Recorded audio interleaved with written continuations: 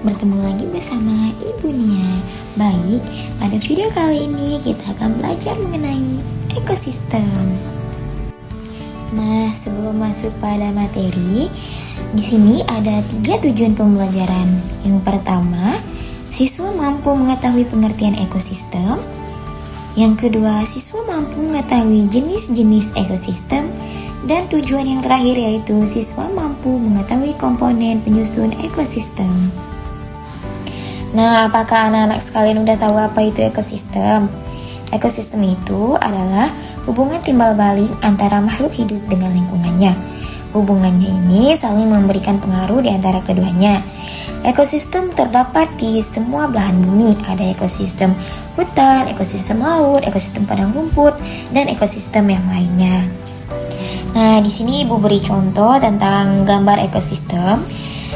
Gambar yang pertama merupakan gambar ekosistem hutan, gambar yang kedua merupakan gambar ekosistem laut, dan gambar yang ketiga merupakan gambar ekosistem padang rumput. Bisa anak-anak lihat ya pada PPT yang Ibu share.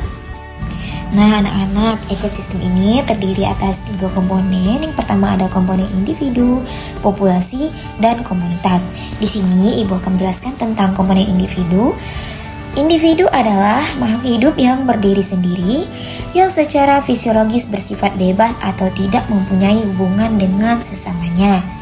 Individu juga disebut satuan makhluk hidup tunggal, titik. Misalnya, seorang manusia, seorang hewan, atau sebatang pohon.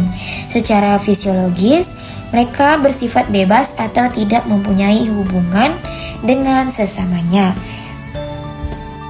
Lanjut pada populasi. Populasi adalah sekelompok makhluk hidup dengan spesies yang sama, yang hidup di satu wilayah yang sama, dalam kurun waktu yang sama pula. Dan ada komunitas. Komunitas dapat diartikan sebagai seluruh populasi yang menempati daerah yang sama. Lanjut pada jenis-jenis ekosistem. Berdasarkan proses terbentuknya ekosistem dibagi menjadi 2 macam. Yang pertama itu ada ekosistem alami dan ekosistem buatan. Baik, kita masuk pada ekosistem alami.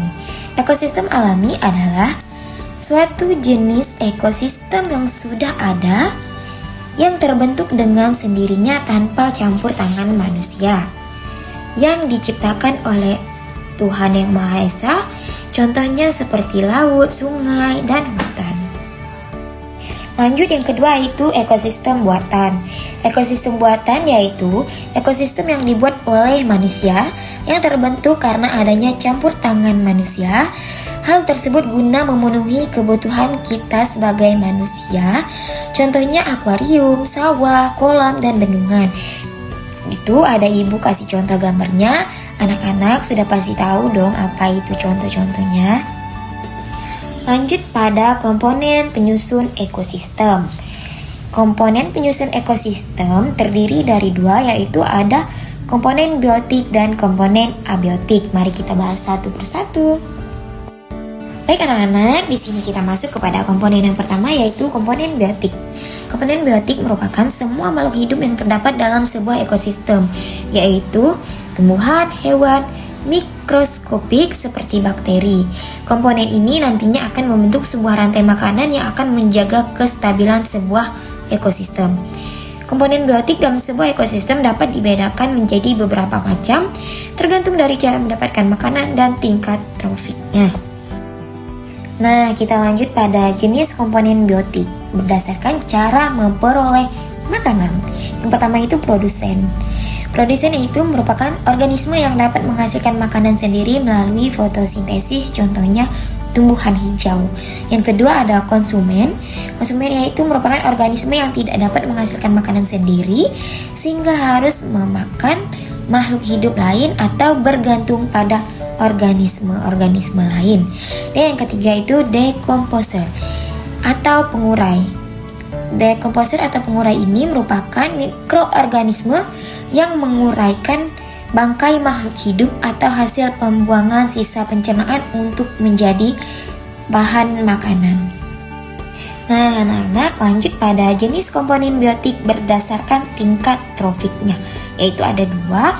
Yang pertama ada komponen autotrof dan komponen heterotrof. Komponen autotrof merupakan organisme yang berperan sebagai produsen karena dapat menghasilkan makanan sendiri melalui fotosintesis. Yang kedua itu komponen heterotrof, berperan sebagai konsumen karena tidak dapat menghasilkan makanan sendiri. Nah, dari kedua jenis ini masih mempunyai ikatan yang erat. Baik anak-anak, lanjut pada komponen abiotik. Komponen abiotik ini merupakan komponen yang tidak hidup, yang mendukung serta menjaga keseimbangan suatu ekosistem. Contoh itu seperti suhu, air, cahaya matahari, udara, bebatuan, dan tanah kelembaban. Semua contoh ini merupakan komponen ekosistem abiotik, yaitu komponen yang tidak hidup. Oke, sekian penyampaian materi dari Ibu pada video kali ini. Tetap jaga kesehatan, tetap semangat, dan tetap terus belajar.